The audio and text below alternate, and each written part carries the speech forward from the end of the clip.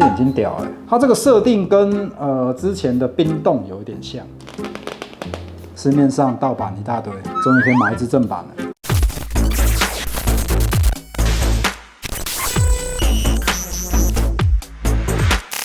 Hello， 各位观众朋友，大家好，欢迎收看今天的大叔聊怪兽，我是 Pop Ken。今天要跟各位带来的是由 S Plus 所推出的大三龙最终战斗版。最终就是最终。涂装跟过去不一样，那大叔大概简略的跟大家介绍一下，大三龙红脸到目前为止出了几款，一款2014年出的，有普版跟少线。普版的话就是没有复活弹，颜色跟限定稍微不一样。到了2016年的时候，圣地亚哥动漫展SDCC 那个颜色堪称一绝身上的那个斑纹有一些人不太喜欢，不管你不喜欢你家的事，我喜欢就好了。然后再来就是这个啦我所谓好多，我也不知道到底有多多反正就是没有 SDCC 那么少。SDCC 是限量的。那这一版我就跟各位来讲解。OK， 我们已经将所有的内容物开出这一次有什么特别不一样的地方，就是身上它这个熔岩状有做一个改变，跟前两版都不一样。然后再来是内涂银，我大概看了一下它的分件分件就是身体钻透件，胸部这个地方，所以会特别软，很软。到了手会比较硬一点。大腿它是单件，它不是插进去，它粘上去。它这个地方是透件，然后到这边的话，里面应该是有灌 cast。所以比较硬，它为了要做内涂银，所以一定要这样。眼睛的部分的话，这眼睛屌类似玻璃叶的。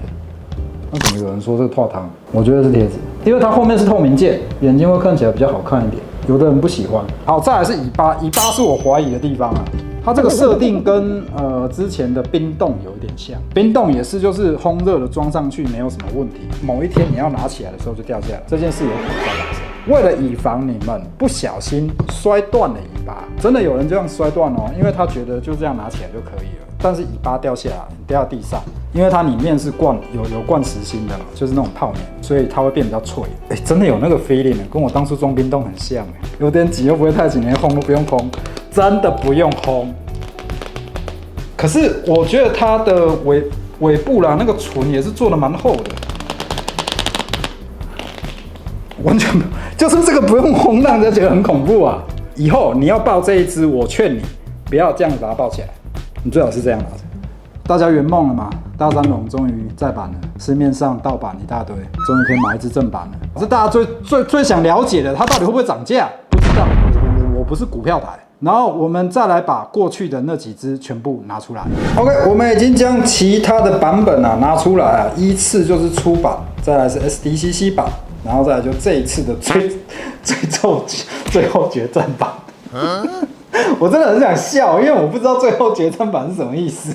最后决战版应该是融化，然后看到骨头。那以目前来讲我们先从头部来说啦。头部的眼睛的话，初版的眼睛我就是贴纸大家都说是画的，我跟你说绝对是贴纸，它是圆形的。再来是 SDCC， 上面有蜘蛛网，好吧，抠一下。那颗眼珠是橘色的，然后贴一张贴纸，你有看到浮浮的。然后再来看这一只，然后这个就不一样了，这个叫做戴隐形眼镜，都是眼珠是橘红色，贴最薄的隐形眼镜。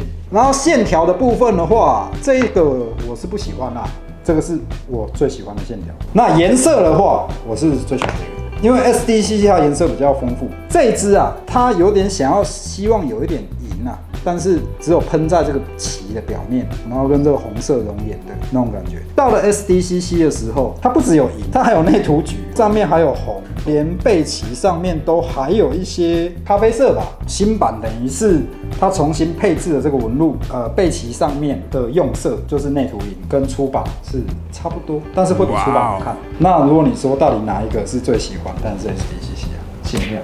这一支大叔你不喜欢吗？没有。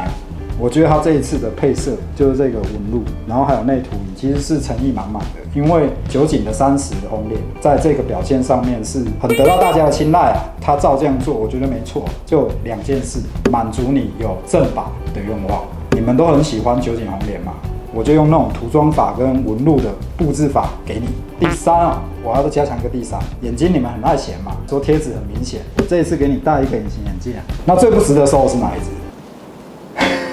还是要说啦，它有它值得的地方，因为如果你收到的是正版情怀那第一支只是盗版太多啦，多到不提了。OK， 我们就一起进入细节展示阶段。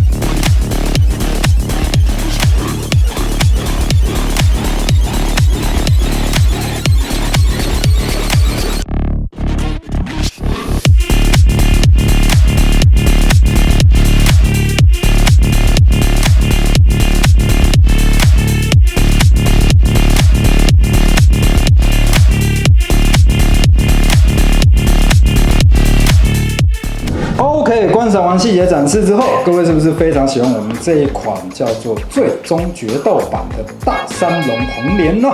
然后最后我要跟各位讲一下 ，SDCC 还是因为这个尾部 SDCC 延伸到很后面，然后这两款只有这一款延伸的比较后面，跟这个 SDCC 一样，但是新款的它的红色的部分只到这里。我觉得算缺憾吗？也不算，对，一个不一样的感觉嘛。个人觉得啦。你既然要做最终版，你就干脆让它全红啊！你既然要做最终决斗了嘛，那你就直接让它荣光啊！放一把火把它烧了嘛！对啊，我不敢啊！大叔聊怪兽，我们下次见，拜拜！之后大叔会持续为你们开箱更多哥吉拉系列模型。如果你喜欢这次的开箱影片，别忘了按下喜欢。如果你想追踪更多哥吉拉开箱影片，也别忘了订阅大叔聊怪兽。并且开启小铃铛哦，我们下次影片见，拜。